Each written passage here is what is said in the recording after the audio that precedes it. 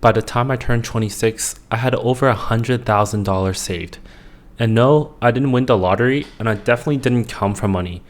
So in this video, I'll share exactly how I got there, what sacrifices I made, and some takeaways you can apply to your own journey.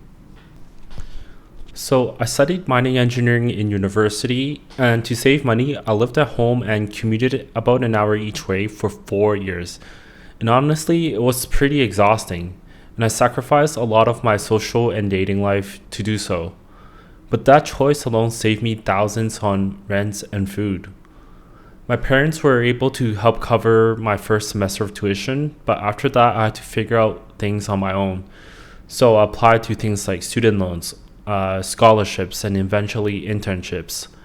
And if you're in school right now, I would say try to apply to every scholarship you can. Oftentimes, people don't realize that some certain scholarship exists. So if you spend a little bit of time to research and apply, the payoff can be quite worth it. The scholarship that I got covered nearly a quarter of my tuition from the second year onwards. So I mentioned internships earlier, and internships were a game changer for me.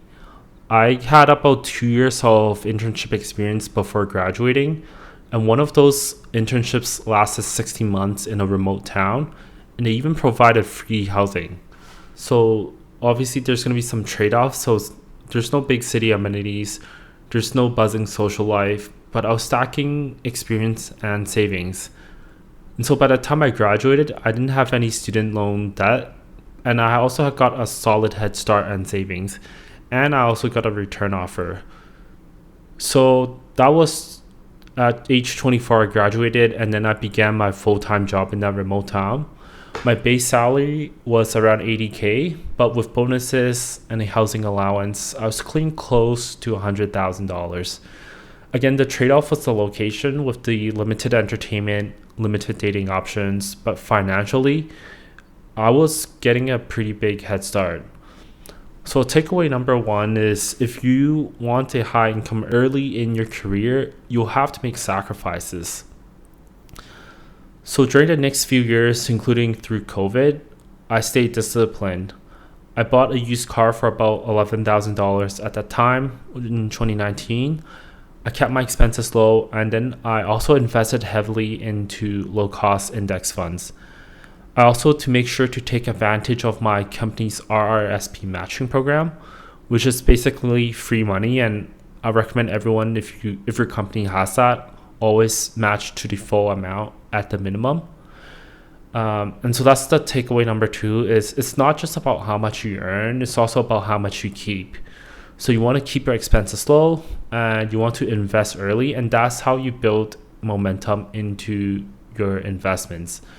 The more money you invest, the more compound interest works for you, and that's how what we call the investment snowballs, that's how it grows.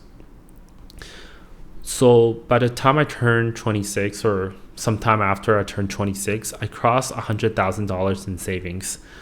And this was my first big financial milestone. I guess besides graduating with that, that's a pretty big one. But in terms of number-wise, that was a pretty big one.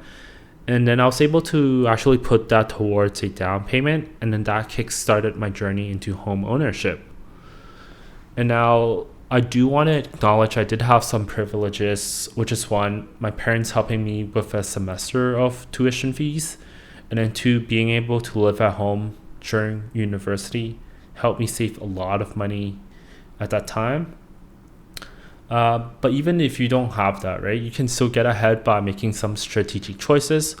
So for example, you could live with roommates to help cut down on housing costs. You could commute instead of renting near the school. You take jobs that pay more, but then it might not necessarily be jobs that other people like or would be their first choice. So me, for example, that was going to a remote town. And then lastly is keeping your expenses low. So for me, living in a small town, that helped. I didn't have too many places to spend my money, but if you are living in a bigger town, try your best to keep your expenses low. I also invested into index funds, which help me earn and grow my savings through the accumulation of interest. So you want to do that instead of, say, going with a investment manager. So that's my story of how I hit $100,000 before 26. And in the next video, I'll share why getting to $100,000 is actually the hardest part of the journey to reaching $1 million, and why it's really 25% of the journey to $1 million, not 10% like you might think otherwise.